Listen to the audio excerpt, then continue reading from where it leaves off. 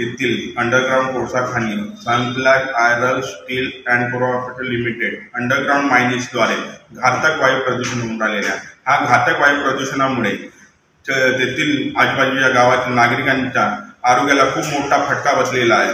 त्यांच्यावरती याचे दूषित परिणाम होऊन राहिलेले आहेत। आम्ही विभागीय आयुक्त यांना तक्रार केलेली आहे, जिल्हाधिकारी साहेब यांना तक्रार केलेली आहे व सदस्य महाराष्ट्र प्रदूषण नियंत्रण महामंडळ प्रादेशिक अधिकारी तानाजी यादव यांना सुद्धा हा तक्रार दिलेली आहे। आता आम्ही आज विचारणा करण्याकरिता आलो असताना इथे प्रादेशिक अधिकारी तानाजी यादव यांचे ताडाताडीचे उत्तर दिसलेले आहे।